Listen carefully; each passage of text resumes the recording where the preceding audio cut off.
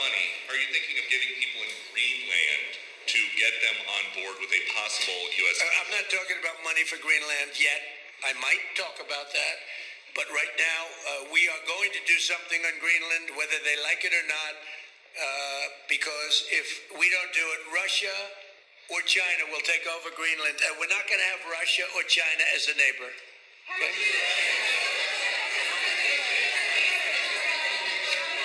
I would like to make a deal, the easy way, but if we don't do it the easy way, we're going to do it the hard way.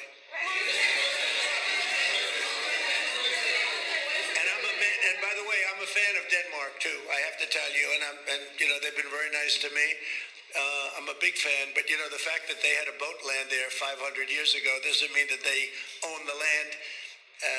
Sure, we had lots of boats go there also, but we need that because if you take a look outside of Greenland right now, there are Russian destroyers, there are Chinese destroyers and bigger.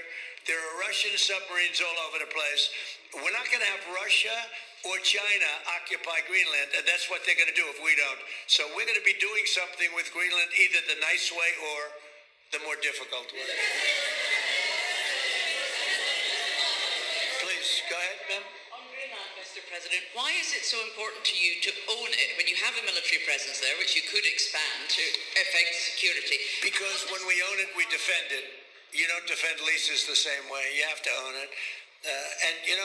With a nation, look at what happened with Obama, with that horrible deal they made with Iran. It was a short-term deal. It was like a 9-year deal. Countries can't make 9-year deals or even 100-year deals. Countries have to have ownership. And you defend ownership, you don't defend leases. And we'll have to defend Greenland. If we don't do it, China or Russia will. It's not going to happen. We are not going to have, and I like China, I like Russia, I love the people of China, I love the people of Russia. I get along very well with President Putin, but I'm very disappointed in him. I get along very well with President Xi. I'm going to go over to China in April, but I don't want them as a neighbor in Greenland. Not going to happen. And by the way, and NATO's got to understand that. I'm all for NATO. I saved NATO. If it weren't for me, you wouldn't have a NATO right now. But we're not going to allow Russia or China to occupy Greenland, and that's what's going to happen if we don't. Go ahead. On the economic report that came out today, Mr. President, one, can you respond to that? And two... It was an amazing report. The most amazing thing is government jobs are way down, and yet the employment numbers are very good. We've gotten rid of tremendous numbers of government jobs. Nobody's ever seen anything like it. And yet the employment numbers are very good. They're really getting better. But now we have all those people to work in the private sector for a lot more money. I think that's one of the very big things. The other thing is at 5.4%. And remember, this is after we had a shutdown. And that shutdown had an impact because the concept of the shutdown, even though it's before, people knew we were going to be shutting down. A lot of bad things happened. And by the way, on January 30th, you may have another shutdown. We'll see what happens.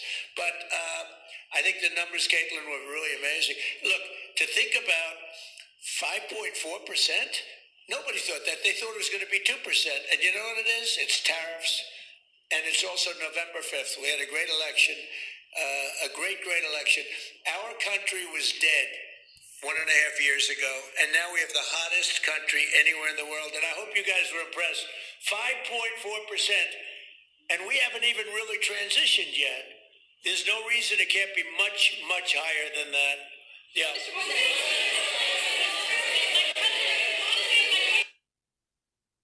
Now some Venezuela updates. President Trump says Venezuelan opposition leader Maria Corina Machado is coming to Washington next week. NTD's Daniel Monahan has more on that, plus major news on the administration's plans for drug cartels. President Trump was asked about Maria Corina Machado's visit during an interview on Fox News' Hannity program.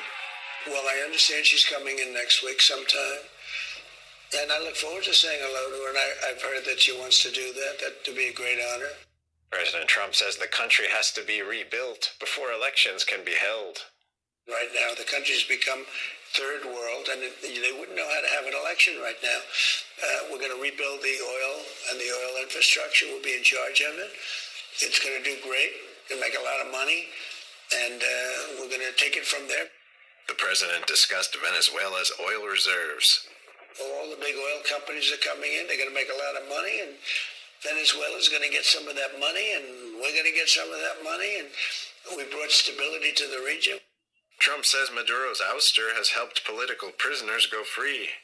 And in many cases, good people is what I understand. But prisoners, nobody ever thought they'd be released. So we're going to be working with them and leadership of the country. The government in Venezuela says it has decided to release a significant number of Venezuelan and foreign detainees as a gesture affirming its broad intention to seek peace. Two prominent Venezuelan opposition figures were among those set free yesterday. Approximately 2,200 people were arrested by Venezuelan authorities following the country's disputed presidential election in 2024, according to Amnesty International. President Trump says the United States will begin launching strikes on cartels in Mexico. The move comes after the president says the U.S. has knocked out 97% of the drugs coming in by water, speaking on Fox News. We are going to start now hitting land with regard to the cartels. The cartels are running Mexico. It's very, very sad to watch and see what's happened to that country. According to the CDC, the rate of drug overdose deaths quadrupled from around 8 deaths per 100,000 people in 2002 to around 32 deaths per 100,000 people in 2022. There were about 80,000 drug overdose deaths in the United States in 2024, 110,000 in 2023. President Trump also discussed the widespread protests in Iran, saying in the past the regime has murdered protesters en masse. So they played rough, and I said, if they do that, we're going to hit them very hard. We're going to hit them hard. We're ready to do it. If they do that, we're going to hit them hard. And so far, for the most part, there's been some of it, but for the most part, they haven't. The president expressed admiration for the Iranian people and repeated his warning. These people are totally unarmed people, and they love their country. They want something to happen. Look at their country. They've gone back 150 years. But I've told them that if they do anything bad to these people, we're going to hit them very hard. Iran has been in the midst of a nationwide internet blackout since yesterday, according to the internet monitoring group NetBlocks. The tactic has been used in the past by the regime during violent crackdowns to prevent footage from showing the killing and to shut down communication. Daniel Monahan, NTD News. The simple fact is, what you see is what you get in this case. You have a woman who is trying to obstruct a legitimate law enforcement operation. Nobody debates that. You have a woman who aimed her car at a law enforcement officer and pressed on the accelerator. Nobody debates that. I can believe that her death is a tragedy, while also recognizing that it's a tragedy of her own making and a tragedy of the far left who has marshaled an entire movement, a lunatic fringe, against our law enforcement officers. Look, we're not going to give in to terrorism on this, and that's exactly what's happening. People trying to antagonize, to commit acts of violence. They throw bricks at them. Sometimes they shoot at them. Sometimes they dox them. Sometimes they go to their place of residence and harass their families. This is classic terrorism, and we cannot say that when a far left fringe is inciting violence against our brave law enforcement officials, that we're no longer going to enforce the law. Vice President Vance, you just suggested that this woman who was killed, Renee Good, is part of a broader left-wing network. Who do you think is behind this broader left-wing network? Well, it's one of the things we're going to have to figure out, but here's the way that I put it. When somebody throws a brick at an ICE agent, or somebody tries to run over an ICE agent, who paid for the brick? And who told protesters to show up and engage in violent activity against our law enforcement officers? You see, just with this most recent terrible incident in Minneapolis, you see friends of this woman's or other people who are eyewitnesses saying basically that she was there to engage in obstruction of a legitimate law enforcement operation. How did she get there? How did she learn about this? There's an entire network, and frankly, some of the media are participating in it, that is trying to incite violence against our law enforcement officers. It's ridiculous, it's preposterous, and part of our investigatory work is getting to the bottom of it. Who's funding it? Who's supporting it? Who's cheerleading it? And of course, if there's illegal activity related to that, we're going to get to the bottom of that and prosecute it where we can. Hey, Sean Hannity here. Hey.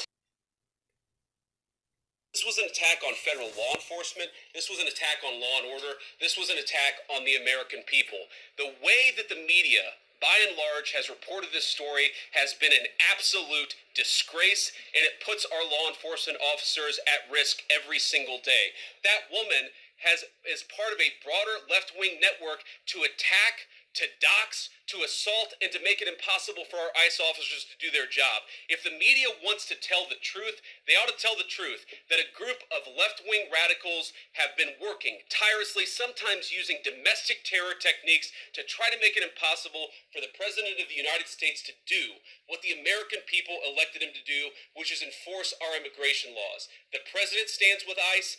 I stand with ICE. We stand with all of our law enforcement officers.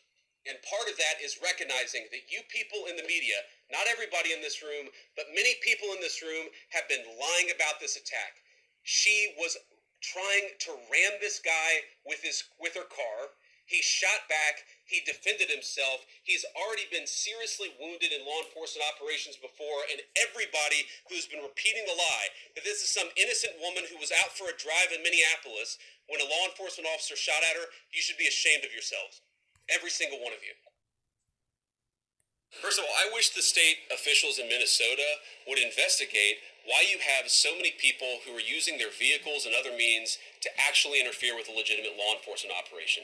The precedent here is very simple. You have a federal law enforcement official engaging in federal law enforcement action. That's a federal issue. That guy's protected by absolute immunity. He was doing his job. The idea that Tim Walz and a bunch of radicals in Minneapolis are going to go after and make this guy's life miserable because he was doing the job that he was asked to do is preposterous. The unprecedented thing is the idea that a local official can actually prosecute a federal official with absolute immunity. I've never seen anything like that. It would get tossed out by a judge.